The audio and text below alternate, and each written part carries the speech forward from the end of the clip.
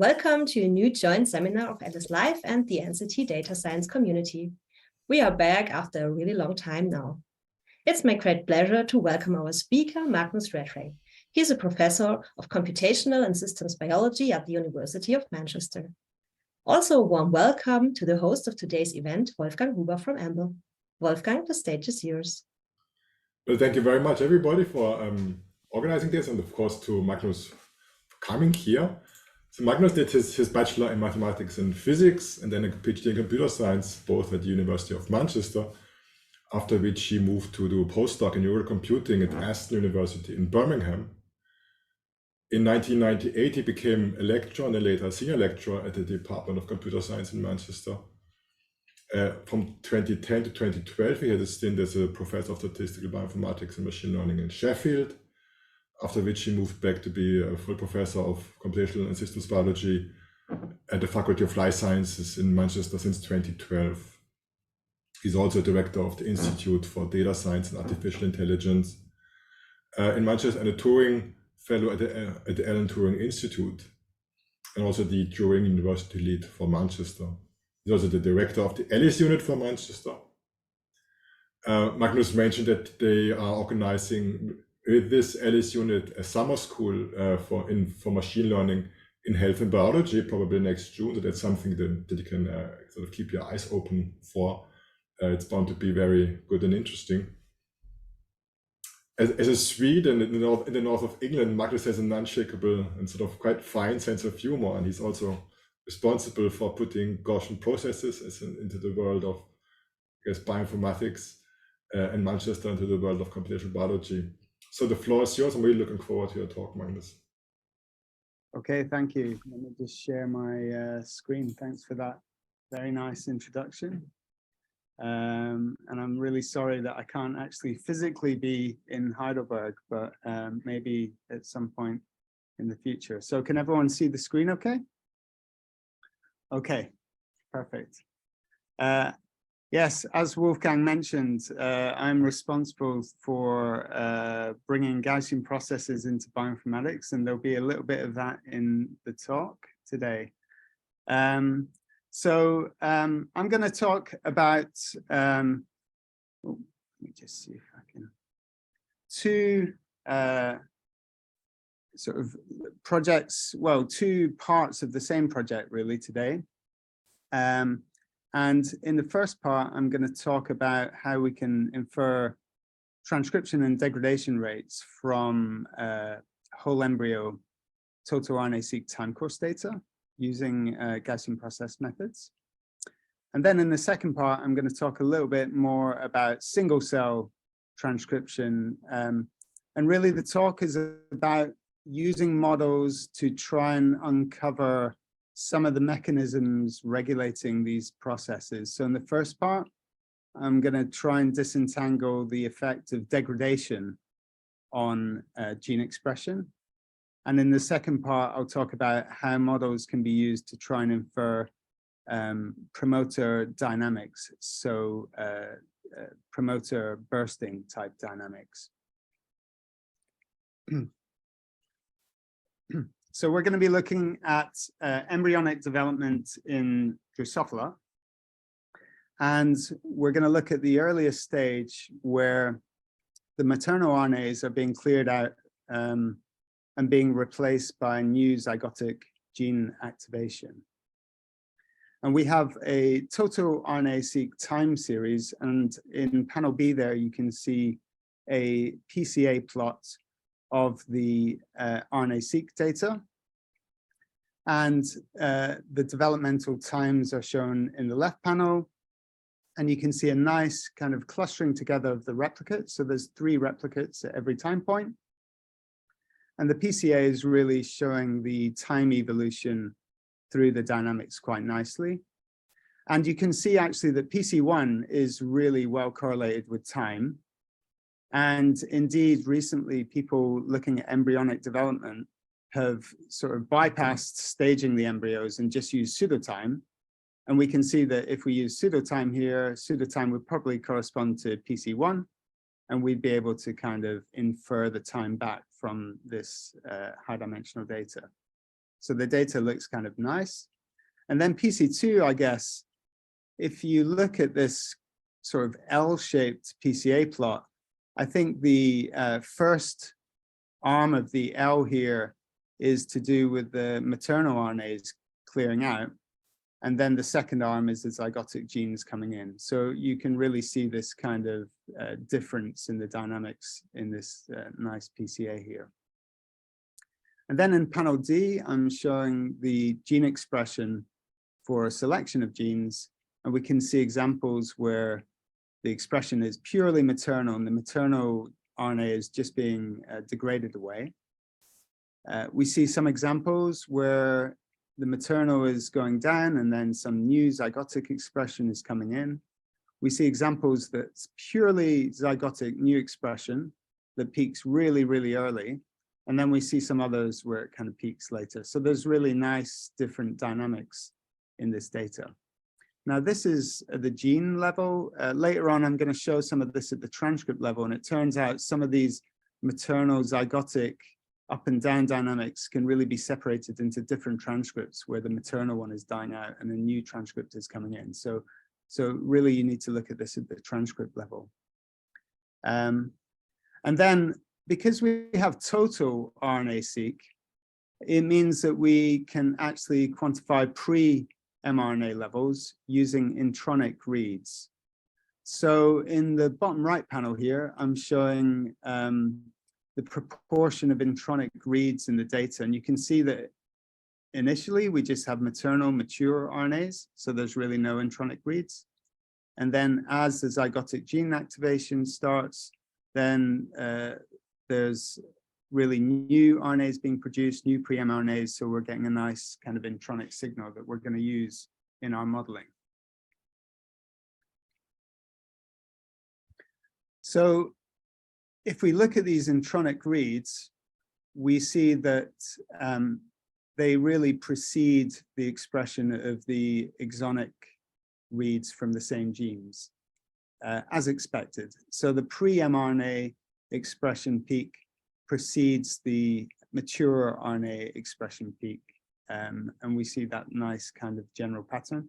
These here are just the purely zygotic genes. So now we're focusing on genes which are switching on during development, and we're not looking at the maternal RNAs. And in our modeling, we're going to focus on these zygotic genes.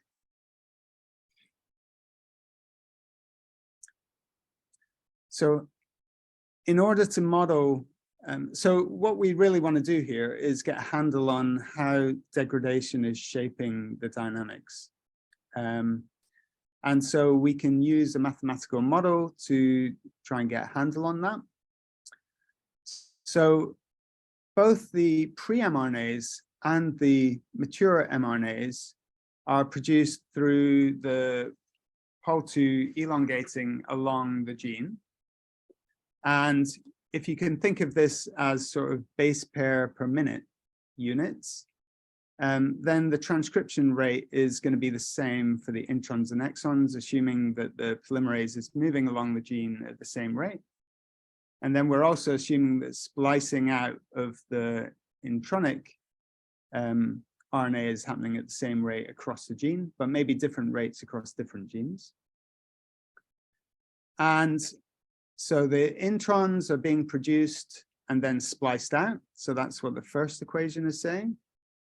And then the second equation is saying that the mature or the exons that contribute to mature transcripts are being produced, and then those are being degraded out through mRNA degradation. And those parameters might be different from gene to gene. And we're interested in inferring what those parameters are from data. Now, in Drosophila, there have been experiments where people put probes in introns and looked at the degradation of introns to model the splicing half-life. And it's known that the half-lives are pretty short compared to the timescales we're looking at here. So the median is 2 minutes. And so we think it's appropriate to just make a large splicing rate approximation. And if you do that, then you find that the level of the intronic signal just is equal to the transcriptional rate divided by this splicing rate. So then you can substitute that into the second equation, and you get a simple equation for the production of mature mRNAs, which has a contribution from splicing. So it's a splicing rate times the level of pre-mRNAs, and then there's a degradation, which clears out the mRNAs. So the two terms are production term and the degradation term.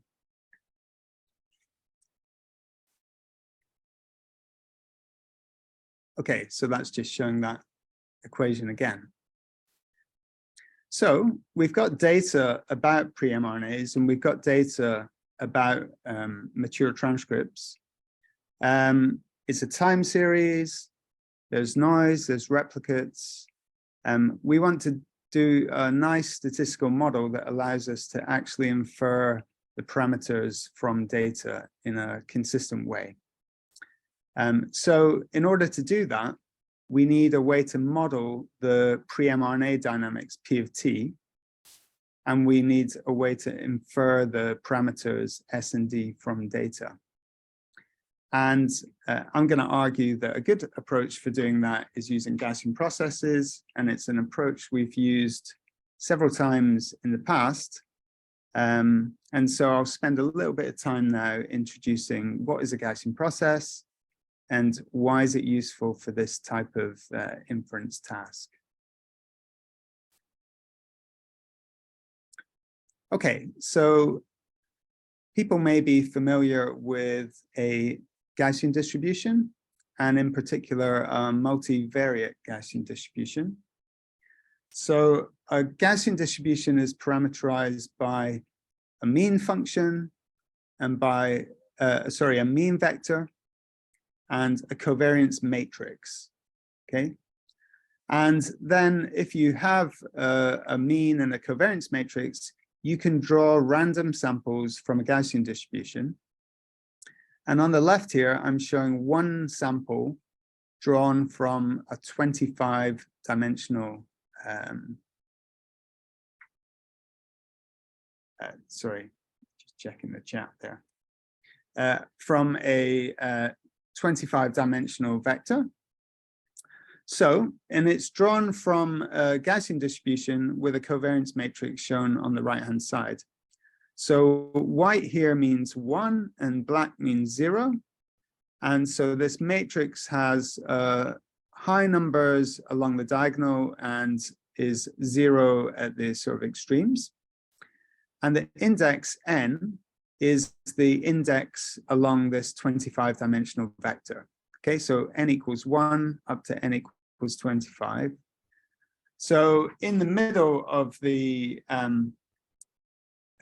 covariance matrix here, we see that indices that are close together are highly correlated, and indices that are far apart are very weakly correlated or don't have any correlation. Now, if I draw one 25-dimensional vector from this random number generator, I'm going to get a sample that looks like the one on the left-hand side if I plot the indices along the x-axis. And you can see it looks a little bit like a function, but it is just a 25-dimensional vector. It's not a function at the moment. A Gaussian process is just the limiting case where you take that n and you make it a continuum. So you take n to infinity. The matrix on the right-hand side becomes a covariance function. So at the moment it's a covariance matrix, but if that n vector becomes infinite, it becomes smoothed out and it becomes what's called a covariance function or a kernel function. And the points then look like functions. And here's an example of that. Okay, so now it's the same. It's really, I've drawn these in the same way, but instead of drawing 25 points, I've drawn a few hundred points. And now that I draw a few hundred points, it really looks like a function. And the Gaussian process is formally where you go to infinity here. So you really have a distribution over functions. So I like to think of this as a random function generator, and it generates these wiggly curves, and the characteristics of these curves is determined by the covariance function. So in this particular case, the covariance function is shown at the top here. It's called the exponentiated quadratic or squared exponential or RBF. It's kind of overloaded with all these terms because it's used so much. And it has two parameters, an amplitude and a length scale. The amplitude is the height, the typical height of the curves up and down in the y-axis. And the length scale is the frequency with which the curve is crossing the zero line in the x-axis here. So the length scale is how wiggly the curves are, and the amplitude is their kind of scale up and down. And this particular choice of covariance function gives you smooth, infinitely differentiable functions like these ones I'm showing here, which might be suitable if you're modeling, for instance, bulk RNA-Seq data, like the data we're looking at in the first part of the talk. So these are random functions, but they're smooth and have these kind of typical characteristics. And we say that f here, this function of time, is drawn from a GP, which is a Gaussian process. And there's different covariance functions you can choose depending on how you want to model your data, okay? So the top left here is the one I just presented, the squared exponential. That gives smooth, irregular, but stationary functions. You could, if you liked, put periodicity in the model. So you can draw smooth periodic functions at the top right. You could be modeling stochastic data. So we've used rough Gaussian processes to model microscopy data similar to the data in the second part of the talk, although I'm not using GPs there, but we have done in the past. And then you might have rough covariance like the one in the bottom left, or you might have something that's both a little bit periodic and a little bit rough, like the one at the bottom right. So the covariance function really captures the modeling assumptions in Gaussian process inference. So you might choose them based on prior knowledge about your domain. And so they capture the smoothness assumptions. They might capture the regularity assumptions, the stationarity assumptions, all the kind of assumptions that you have or the modeling choices you have can be captured in these covariance functions. So how do we use Gaussian processes for inference? Well, Bayesian inference is very natural with Gaussian processes because all the Bayesian kind of framework can be carried out exactly because these are Gaussian distributions. Because we can do integrals over Gaussians, then that allows us to do inference in a very natural way with Gaussian processes. So the way it works is before we see any data, we have a belief about the type of time series that we're expecting to see. And that forms our prior distribution over functions. So if I'm modeling some bulk RNA-Seq data, it's averaged over many cells, and therefore I think it's going to be smooth. There might be some experimental noise, but the underlying thing that I'm measuring should be smooth because it's averaged over many, many cells. Therefore, I make the assumption that this thing is going to be smooth in time, and that's my prior.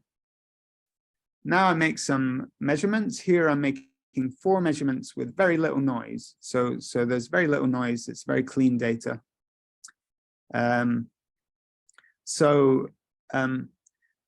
observed 4 things, but there are many functions consistent with those 4. Even though there's very little noise in the data, there's still a lot of uncertainty because I don't know what's going on between these points. So given these 4 points, I have uncertainty that's captured by my posterior distribution over functions. And the posterior itself is also a Gaussian process.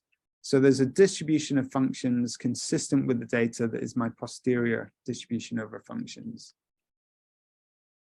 And then if I see more data, I can see that this is a sine wave in this case.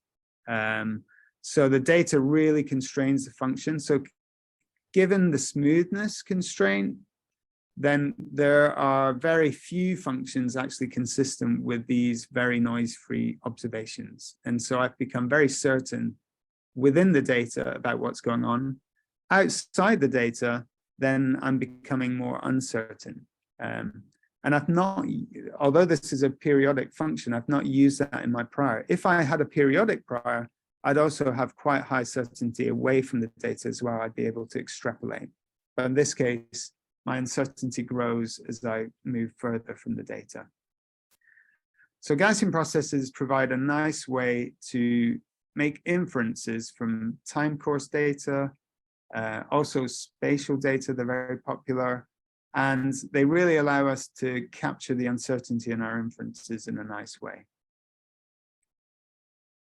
So in this project, we've used GPs 3 times in the analysis of the data. So the first way we used it is to filter the intronic time series and the transcript time series to find things that have evidence of temporal changes. So we did that using a simple likelihood ratio test, where the 2 models are a Gaussian process on the left and just a constant model on the right. And so we can fit the 2 models and just use the likelihood from Gaussian process regression to score the left-hand one. And if there's a high score, then we keep that in the set of genes that we are going to analyze. And we do that both for the introns and the transcripts because we need a nice signal in both of those data sets in order to do further modeling. So this is quite an old approach from Freddie Kalitis and Neil Lawrence a long time ago, but actually we've updated it with a negative binomial likelihood for counts data, which we used in this paper recently. So we use the GP counts package to do this, which really takes into account the noise characteristics of counts data. The second approach that we've used in this data analysis is to do some clustering. And the nice thing about GPs is they really allow you to combine time series replicates in a nice principled way. And so here's an example where we have 3 genes, which are the rows at the top here. And then we have 8 replicates. So that's the columns here. So this is a different data set. It's also from Drosophila, but it's from a different study. And then orange here is the cluster profile. So the cluster profile captures variation because different genes in the cluster are slightly different versions of the cluster mean. And the columns capture the fact that replicates vary a little bit. And they can even vary in where the time points are. So if you have time series where you collected data at different times, which actually happened in this particular experiment. So you can see on the right-hand side, there were only 4 measurements. Earlier, there were more. They did later experiments later on, presumably because they thought there was something interesting going on later on that they hadn't collected earlier. So kind of lots of batch effects here. And the GP can model these kind of experimental batches, time series batches. And people have used this model quite a bit now, actually, in lots of different applications, because it's a nice way to capture this kind of batch variation within clustering. So we're using this clustering on our data. And then the third thing, which is the main thing I want to talk about, is that we're using GPs to model production and degradation. So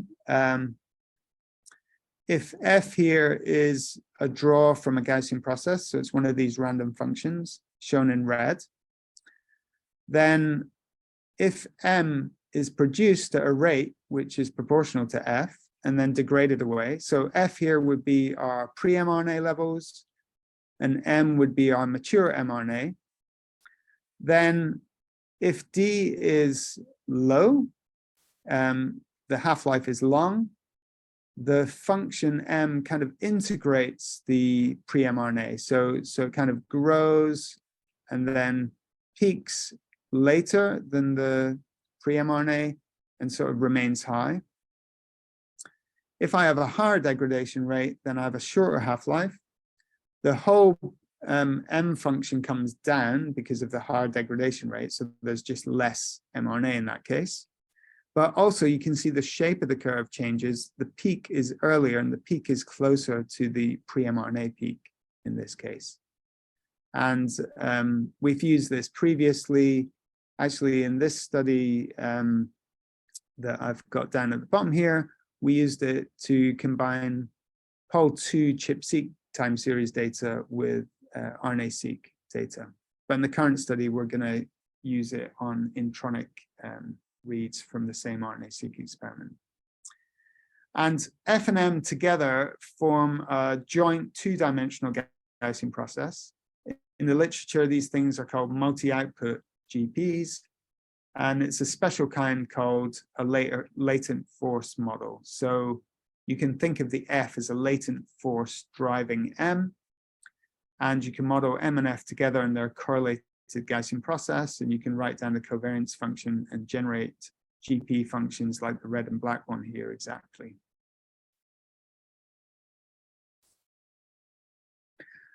So if we look at some synthetic data with the same time points and same kind of level of noise that we have in our data, we can see how good this GP model is for inferring the degradation rate.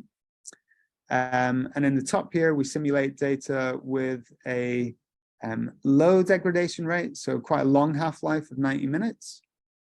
And we can see, and then we do MCMC sampling to infer the parameters, the D and the S, the splicing rate and the degradation are inferred from the data. And we get a posterior distribution that captures the uncertainty in our degradation rate. And we can see that it's quite nicely peaked across the true value in this synthetic data. And, you know, there's quite a lot of uncertainty in the half-life, but the GP has the advantage that it allows us to actually quantify that uncertainty. So if you have uncertainty, it's good to be able to quantify it. And GPs are quite good in this situation where the number of time points is not too high. So there's going to be uncertainty in this type of inference.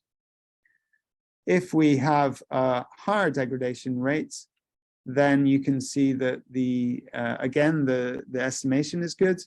And you can see that the peak here, so the blue is the pre-mRNA and the red is the RNA. You can see that the peaks are closer together in the high degradation situation. And notice that the scale on the mRNA is different. Okay, so in the top one, the mRNA is going to a higher level because the degradation rate is lower. So really, it's the shape that's allowing the model to learn about the degradation rate here. It's not the relative height of these curves, because the relative height can be affected also by the splicing rate S, which is inferred.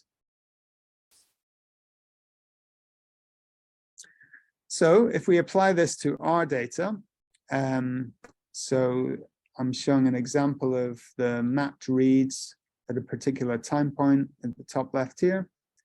The pre-mRNA we're quantifying just with the purely intronic reads. So we're excluding any part of the pre-mRNA which overlaps an exon of any gene of any type because it's total RNA-Seq. So we've got to be careful.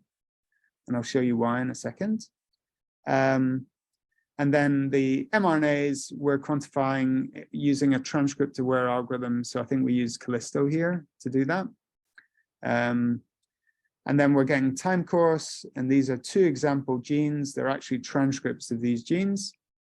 And the first one is short half-life, and you can see that the peaks are closer together and the inferred degradation rate is low. High. And in the bottom one, we have a longer half-life gene. You can see that the pre-mRNA comes up and then the mRNA slowly integrates that signal and it rises slowly. And it doesn't really peak in this time frame. It peaks a bit later on. And you can see that the degradation is inferred to be lower. There's a bit of uncertainty. We use MCMC, so we have the distribution over the degradation rates. But you can see that they're quite clearly separated into low and high in this case. And when we look at the genes that we can model that pass all our filters for modeling, I think we fit the model to about 260 genes. And we find a great variety in half-lives in these genes. And if you look at the ontology terms, you can see that short half-life genes are often transcription factors, DNA binding, also cell adhesion proteins, whereas the longer half-life ones, we find things like signaling receptor binding, which kind of makes sense, I think. So it's known that transcription factors often have quite a high turnover because they're very dynamic components of gene regulatory networks. So they need to have that kind of dynamic range.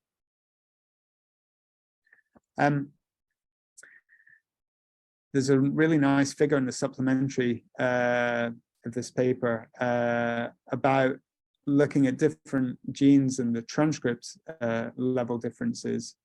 And so here's an example on the left where the gene has two transcripts, and one of them is both maternal and zygotic, and the other one is just purely zygotic, so it's only coming on. And we only model the zygotic one in this particular case. And you can see where the reads are kind of appearing in the bottom left here for that gene. And then in the right-hand case, there's 4 transcripts, 2 of them remain low throughout, but one is really switching down from maternal and the other one is switching on as zygotic. And you can see those examples there. But also you can see that you have to be careful here, right? Because it's total RNA-Seq, so you get signal for tRNAs and you get signals for this pseudogene here, which perhaps it's a real gene, I'm not sure, but I guess it's a gene where they don't know what the protein is. And it's quite highly expressed. So it's quite important when you're doing your RNA-Seq processing to really be mapping at the transcript level and really keep a large set of genes in your transcript set that you're mapping to, because total RNA-Seq is really capturing everything.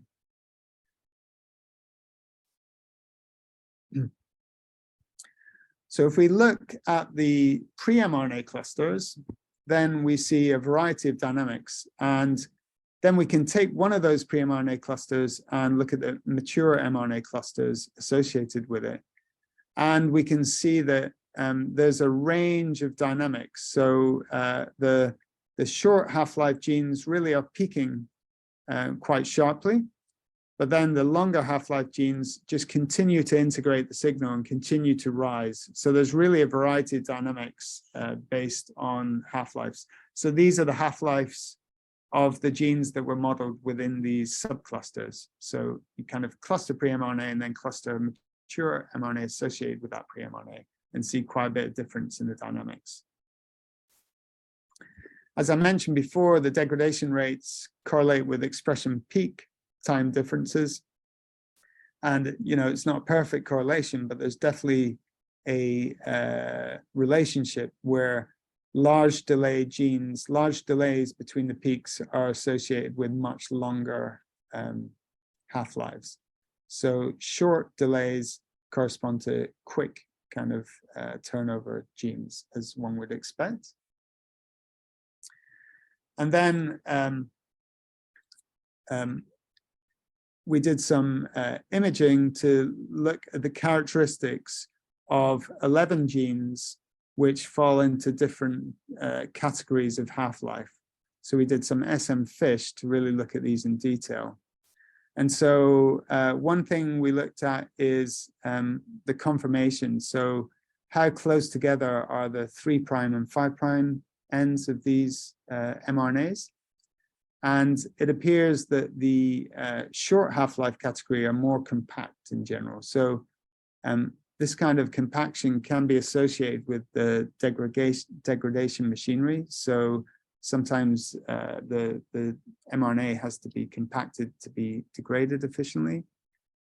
Could also be associated with translation, but we didn't find a strong association between our degradation categories and any sort of translation signal in our data. We think maybe it's more likely that these compaction results are to do with degradation.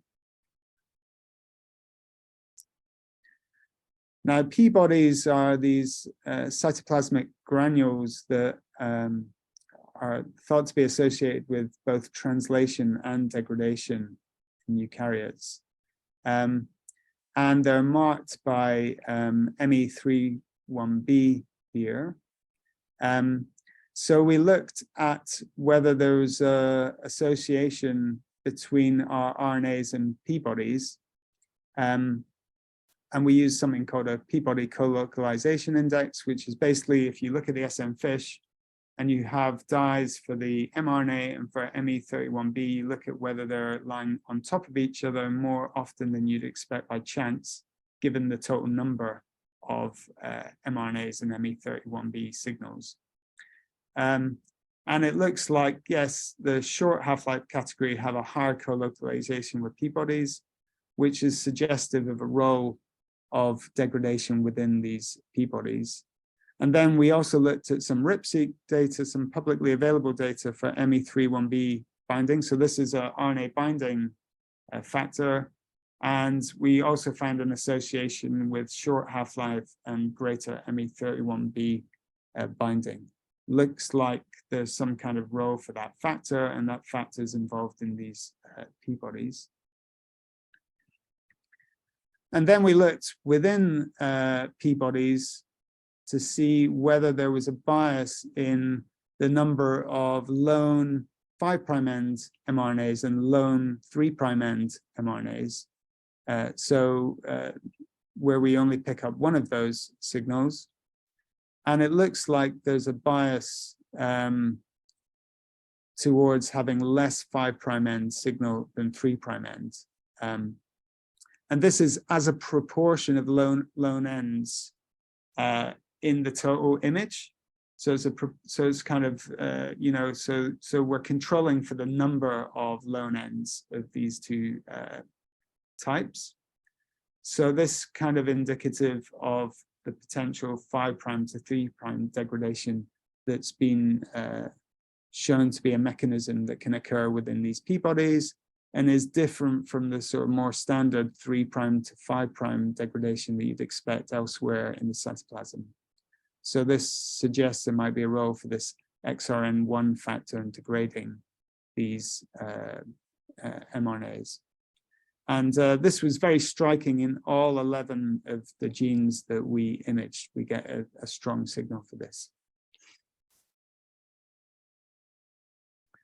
Okay, so that's the first part. Sorry, I've taken up most of the time with that. So I'm going to quickly go through the second part, which is about really getting down to the single cell level and looking at promoter bursting with a different type of probabilistic model. So the MS2 system allows live cell imaging. So rather than SM fish, where you're looking at the fixed image, here we're really looking at dynamics. And the MS2 system has these fluorescent probes in the 5' UTR. And those 5' UTR probes are persistent throughout transcription. So you get a really strong signal for transcription, which allows you to look at the dynamics of transcription. But the challenge is that because elongation takes a while as the pol2 goes down the gene, the signal is integrated across time. And that sort of convolutes the bursting that we think is going on underneath the signal. So we have to use a model to deal with that convolved process. So hidden Markov models are a useful way to model a telegraph process, a process that's going on and off, which we use to model transcriptional bursting. And so here we have a latent state, which is the on or off of the promoter, and then we have some data X. And if our probes were measuring things instantaneously, we could just use a straightforward HMM and do inference. And when you do inference in an HMM, you have to use algorithms that scale with the size of the state space. So here's an example of the forward algorithm, which is a message passing algorithm that we use for inference in these type of HMM things. And the message here is that the computation time scales with the state space. Now, Nicholas Lammers and others introduced something called a compound state hidden Markov model to deal with the fact that the MS2 system is integrating the signal through elongation. And so when we're picking up the fluorescent signal can come from polymerase at different points along elongation. And that means you actually have a window, a sort of convolution of the signal of the promoter through time. And so there's a window determined by the amount of time it takes for a gene to elongate. And the hidden Markov state space then scales as 2 to the power of this window size. And for one of our genes of interest, U-shaped, the window size is 19 and the state space is 500,000. So it's a really big state space for hidden Markov model inference. So to overcome this, so we couldn't really just use the code from that paper. So to overcome this, we had to come up with a more efficient way of doing inference in the forward algorithm. And so we did that by a dynamic truncated state space approximation, where during the forward algorithm, we used the fact that the algorithm is ranking profiles. So here we have these binary profiles through time. Here the time window is 4. So the possible states are 0, 0, 0, 0, 0, 1, and so on through all different combinations. And through time, the potential number of binary strings is growing, but we're pruning them down with this truncated state space approximation by taking away the unlikely sequences dynamically through time. And that allows the complexity of the algorithm to be bounded. So using that allowed us to really apply these models to long genes. And then we can look at how good it is, so in synthetic data, we have an inferred promoter state. The integrated signal is shown on the right, and you can see that it's really smoothed out by this convolution process. But the inference is pretty good, even though the convolution is over quite a long window in this case. And we also looked at the effectiveness of parameter estimation as we allow this truncated state space to grow. So as we allow more memory in our approximation, we kind of approach the known parameters in synthetic data or the inferred parameters using the full model in smaller cases where we can actually fit the full model. And the difference really kicks in around window size 17. So if we get windows bigger than 17, the full model really kind of blows up and we can't use it above 20, whereas the truncated model just stays the same complexity depending on the size of the number of allowed states. And so these kind of models we use to get a handle on promoter bursting dynamics. So here's the same Drosophila system as previously, but now we're looking at the spatial distribution of individual nuclei distributed through the embryo. So before we were averaging gene expression across the whole embryos, now we're really looking at single cells, and we can actually fit this HMM model in individual nuclei in this embryo, and we can infer these K-on, K-off transcription parameters from the data. And what we found in this system was that really it's K-on, which is driving regulation in a couple of genes that we were interested in. So looking at these genes, we saw that most of the gene expression changes were affected by the K-on rate, so the rate at which the promoter is switching on. The K-off rate remains rather similar across different expression levels. So expression here is driven by a particular regulating protein that has a particular spatial distribution, That's why there are these different spatial distributions of expression. And furthermore, the experimentalists then did some promoter swap experiments on this gene. So they swapped in a promoter from a different gene, and they found that the dynamics was very similar. And therefore, the hypothesis is that this k-on parameter is really driven by the enhancers around this gene, which are regulating this promoter switch-on rate in this particular system. So that's an example of how this model is really giving us insights into this single cell dynamics. Okay, so that was an example of how we're using these probabilistic time series models, and we think it's a useful way often to try and uncover regulatory processes. And in these systems, we can really look in vivo, right? So like in the first case, there are experimental techniques which attempt to measure degradation by switching off gene production, for instance. But we're really trying to do it in vivo. We're really interested in what's happening that's regulated by things in the cell that would be really affected by those type of perturbations. Gaussian processes are good when things are smooth and they're really flexible. They're really good for relatively small numbers of time points or small numbers of spatial positions, I think, because then you have high uncertainty. So it's useful to be able to quantify that uncertainty. And latent Markovian models, so I talked about HMMs, we also use SDEs, stochastic differential equations, are really useful for capturing single cell dynamics. So in future, we want to model the spatial regulation of degradation. So some of these target genes maybe have quite sharp spatial response, which indicates some kind of role for spatial regulation of degradation that we can maybe do with the spatiotemporal model. We're interested in going non-stationary, especially in the transcriptional bursting case. And of course, since there's now a single nucleus RNA attack-seq for this kind of really early embryonic system, it'd be interesting to take a look at that with these kind of models also. Just finally, just to acknowledge my team.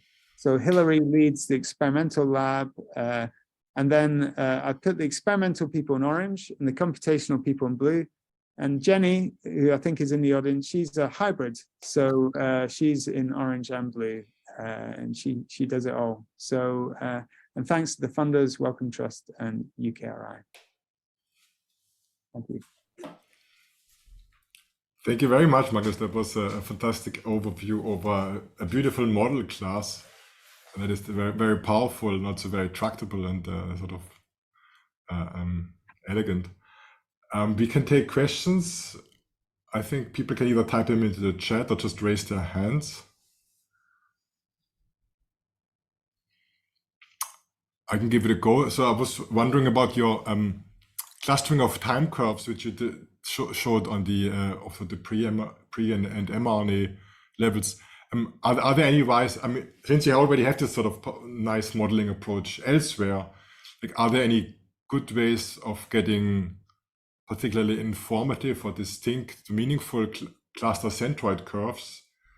Or like, which clustering approach do you use? And for instance, is there a way to get particularly markant curves that have, for instance, good positions of extrema and so on? So we were using the gpclust package for that clustering.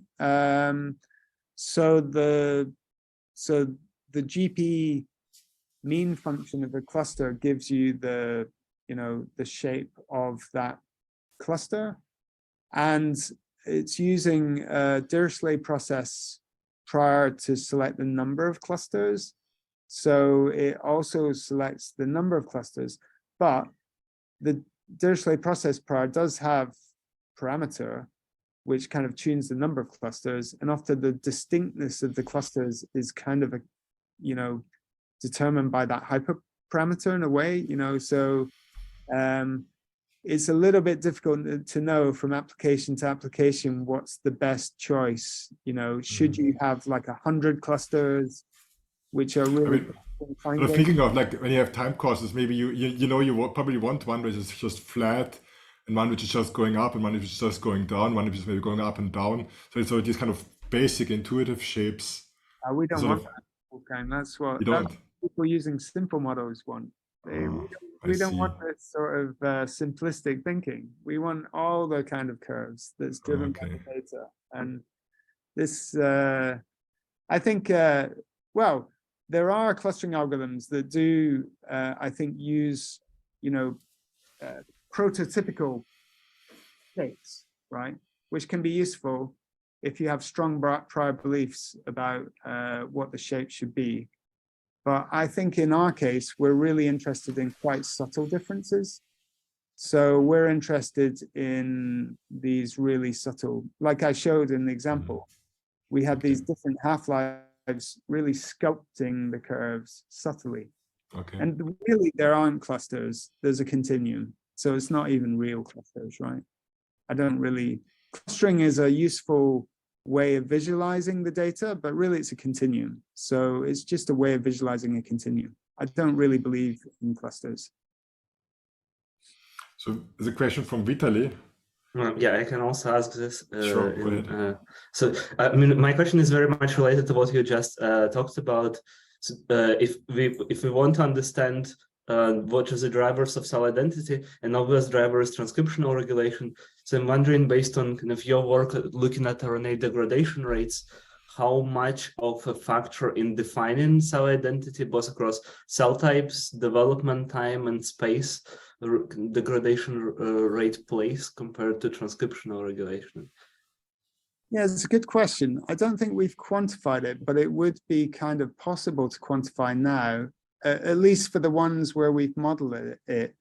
We can look at like how much of the mature transcript dynamics is determined by degradation differences versus transcriptional differences.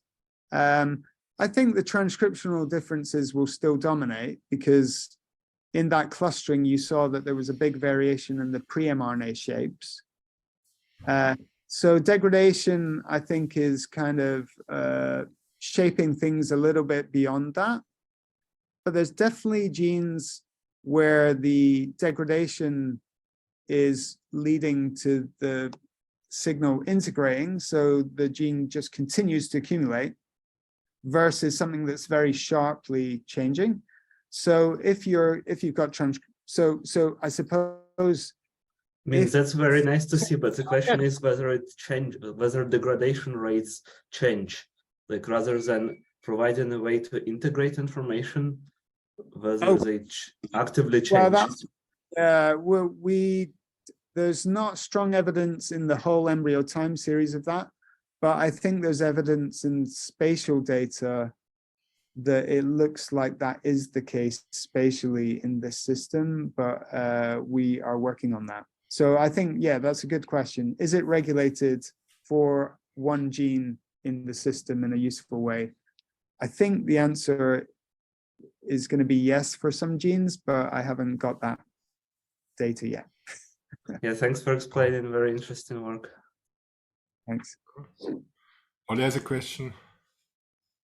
Yeah, thanks, Magnus. It's great to see this update. I was wondering also about the clustering, maybe two related connected questions. The one is, what about the exceptions? You know, are there interesting genes that just don't form to any cluster? You know, you want to look at the exceptions and whether that's useful. And the second maybe related topic is there a way to annotate these clusters into sort of regulatory, you know, classes by whatever, overlaying with the tag data or looking at sequence motifs, you know, that you can go one step further and leverage the statistical strength of having many genes that behave in the same way that maybe share specific sequence patterns or epigenetic states? Is that feasible? Yeah, I think absolutely. I think that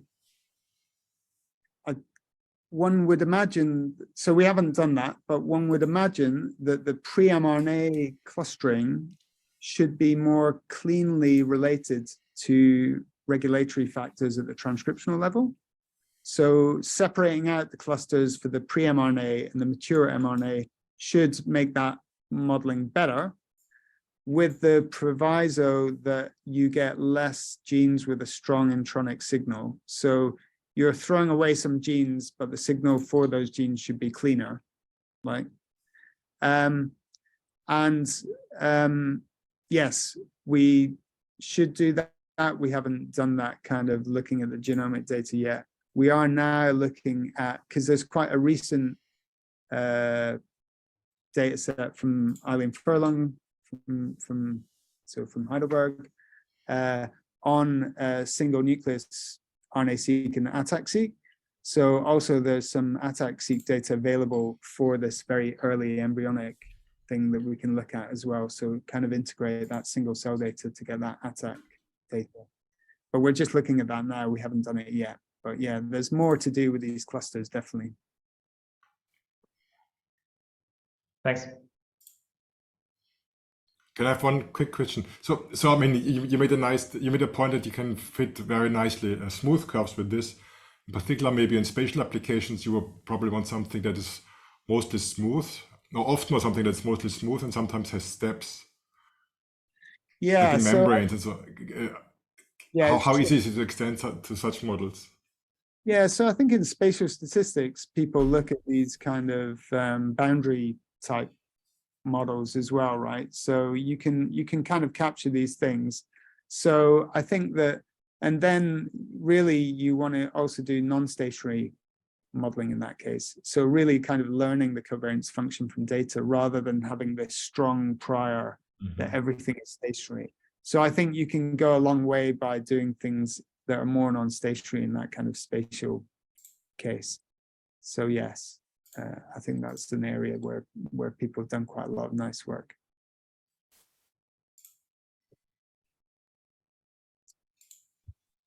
Okay. Vitaly, you got another question?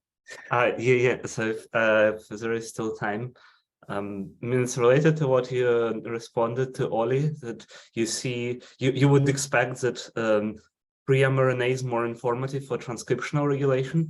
I'm wondering if there is any evidence whether nuclear RNA, be it pre-mRNA or mature RNA, whether nuclear RNA is more informative than cytoplasm, like thinking about single cell RNA-Seq technologies. Yeah, well, in a way though, so in this stage of the embryo, we don't really have cells yet. We have nuclei, and then we have a pool of mRNA. So actually, the single cell data is only single nuclei data in this system. Like there is no single cell, right? So, so I guess that in order to capture like proper transcription, you have to look at the nuclei in the system. It's a nuclei in a soup, kind of, until the cells are kind of forming during this embryonic time course. So at the end of it, you've got kind of proper cells, but at the beginning, you've got this kind of soup of mRNAs. So yes, I think nuclear RNA-Seq would be more informative, but if you're doing single cell RNA-Seq, that's all you can do in this system anyway. By the way, although we looked at that nuclear RNA-Seq, there is a little bit of maternal in there as well. So some cytoplasmic RNAs are sneaking into the nuclei somehow. I'm not sure how.